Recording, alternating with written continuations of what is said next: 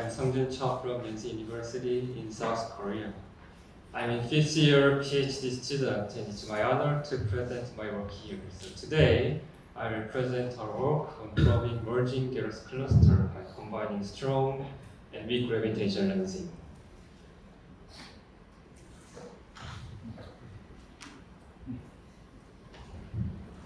Merging Garros clusters can provide unique opportunities to study energy scales that are impossible to reproduce on Earth. The enormous released energy during these mergers make them the largest dark matter collider in the universe.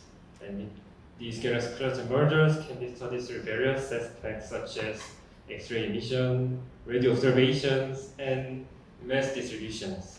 However, among these, dark matter is invisible and we cannot observe it directly. So how can you observe the mass? Gravitational lensing can be a powerful tool for investigating mass of Garros clusters. And in our work, we use both weak and strong lensing. The first, weak lensing signals can be detected over a wide area, even beyond clusters near radii. However, since weak lensing distortions of background sources are much smaller than their size, around 1 to 2%, the number density is essential to obtain the high-quality mass estimation. In contrast, strong lensing signals can be detected in more central region where the gravitational potential is strong enough to generate multiplied images from a single background source. Although these multiple images only can be observed around cluster central regions where the gravitation potential is high enough, but they can provide some tight constraint for mass reconstruction, so we can reconstruct some precise mass around the cluster central regions. And with these lensing constraints, we can reconstruct the mass of Garros clusters. So we can compute strong lensing diffraction angle and weak lensing shear from the given unit surface mass density or lensing potentials. And we can compute strong lensing diffraction angles shears from these properties. So by adjusting these properties, we can convert strong lensing multiple images and also minimize weak lensing shear between observed and predicted simultaneously. So typically, there are two types for lens modeling algorithms, parametric and freeform. So parametric method use analytic halo mass density profiles, while freeform method use regular or adaptive grid without assumption for specific mass distributions. And we use the maximum entropy reconstruction, Mars algorithm. So Mars is a freeform method which does not use assumption for mass distributions and purely based on lensing data. The typical freeform methods suffer from a large number of free parameters, but in Mars, we use the maximum entropy regularizer to stabilize the reconstruction process and reduce degeneracies. In addition, we use a PyTorch algorithmic differentiations and optimizer, which allow fast and efficient lens modeling. So here I bring two case studies, ASIAA and the Bully cluster. So both clusters are merging Garros clusters and observed by JWST. So we can use the JWST data to analyze these two Garros clusters. First, ASIAA is nicknamed as Pandora's cluster because of its various interesting features. So this cluster is a very complex system, consists of at least 1, 2, 3, 4, 5 BCGs, and is undergoing dissociative merger, which shows offset between X-ray emissions and mass distributions. And also, the presence of the offset between document halo and BCG, or X-ray interloper without optical or documental counterpart, has made this cluster become a subject of various studies.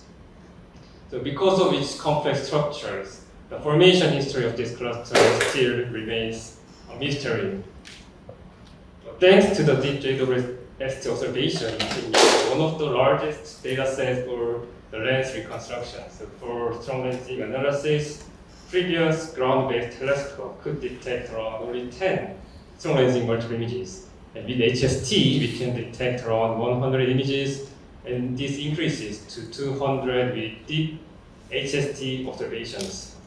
And now JWST can provide around 300 multiple images for strong lensing. And for weak lensing, ground-based telescope could detect around 30 background galaxies per square arc minute. And with HST, we can detect around 100 sources. And now, JWST provides around 350 background galaxies per square arc minute for weak lensing analysis. So by combining both strong and weak gravitational lensing, we reconstruct the combined mass map of the galaxy cluster ABEL 2744. So our combined mass map shows tight constraint around 5 BCGs, and also reconstruct the mass distributions across the entire field of view without any information on cluster members and only based on lensing data. And the elongation of our combined mass map also aligned with the filamentary structures detected by X-ray observations. We also detect the presence of mass bridges between the main clumps. So based on our lens reconstruction, there are two mass bridges between these two, and these two main clumps indicated by yellow arrows. So these diffuse, elongated mass distributions may be interpreted as arising from tidal interaction, such as cluster merger. And following the mass bridges, we identified two radio relics, R1 and R2, from the literatures.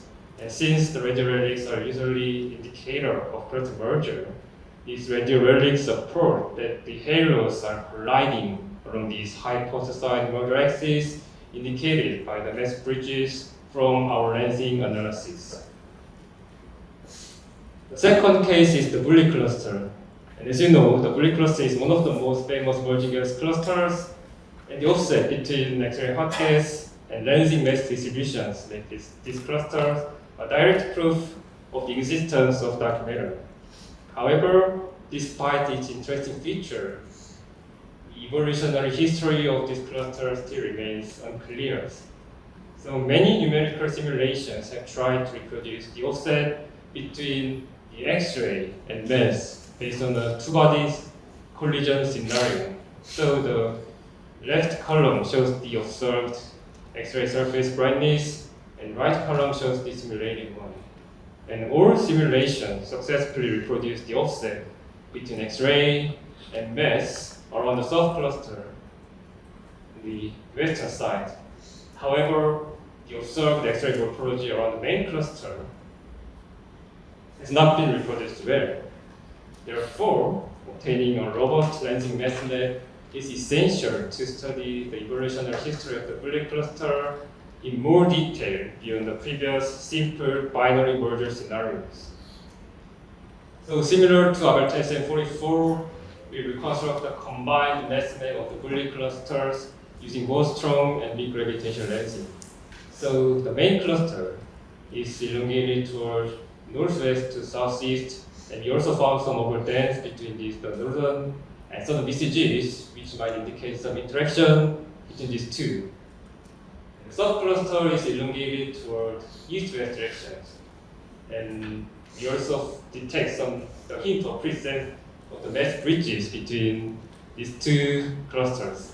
And not only for the two-dimensional mass distributions, we also measure the visual mass of the Bully clusters. So if you are interested in the entire mass of the Bully cluster, please see Go-sung's poster number 2. And we analyzed the intra-cluster light distribution, ASIAA, of the Bully cluster. So the left figure, the white diffuse region indicate the ASIAA distributions, and our results show strong correlation between ASIAA and dark matter distributions. And we also evaluate the morphological similarity between mass and ASIAA quantitatively. So we use a modified Hausdorff distance MHD. So MHD is a metric to quantify the morphological similarity between two different structures. So MHD is widely used for image analysis and computer vision, and And smaller MHD value indicate the higher similarity between two morphologies. So for the previous HSD-based strong lensing only result for the Hubble frontier field clusters, MHD value at 140 kiloparsec is 25 kiloparsec. So this means that at the size of 140 kiloparsec structure, the average differences between two morphologies is around 25 kiloparsec, around Milky Way scale. But in our result, MHD value at 140 kiloparsec is 15 kiloparsec. And even if we increase the size of structures to 400 kiloparsec, the MHD value is only 20 kiloparsec. So our research shows a strong spatial correlation between mass and ICL distributions in both qualitatively and quantitatively. And this strong alignment indicates that the ICL will be a reliable visual tracer of dark matter in a highly dynamic environment such as the Bully cluster. So by combining both strong and weak lensing from the large data set observed by the JIP JWST, we can obtain a precise, model-independent, and purely lensing-based mass distributions of the merging galaxy cluster. And our research shows diffuse and detailed substructures of the merging galaxy cluster, which is very hard to describe by the combinations of analytic profiles. And for examples, our research showed the presence of mass bridges in Abertenstan 44, and also showed the good alignment between ICL and dark matter in the Bully clusters. And this multi-wavelength comprehensive analysis enabled us to prove dark matter distributions across the dynamics, evolution of bigger clusters, and the large-scale structures. So these results are already published in journals. So if you're interested, please see these two papers. And finally, I will graduate next year, so I am a job seeker now. Thank you.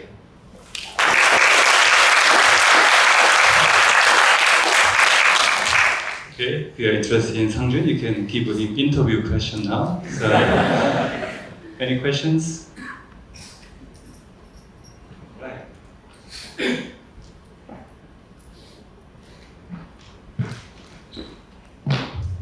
Thank you. So one question I had was if you actually tried modeling just all the BCG members and the ICL to see like how different your reconstruction was in terms of mass compared to just modeling galaxy by galaxy ICL. Sorry, but I missed your point. So your question is that the comparison between the result from our lens models and the result from our other lens models, or? No, like the result from your mass reconstruction, like how much mass there is in the system compared to like in your method versus modeling each galaxy member, cluster member, and the ICL to see how much mass difference there is. So for these two galaxy structures, there's no some result which combine both strong and weak lensing. So it is hard to compare the other methods straightforward, but the result from the strong lensing only result, the regime within the strong lensing regime where the strong lensing multiple images are exist is quite similar, but they can describe some diffuse structures such as mesh bridges. But the overall masses are quite similar.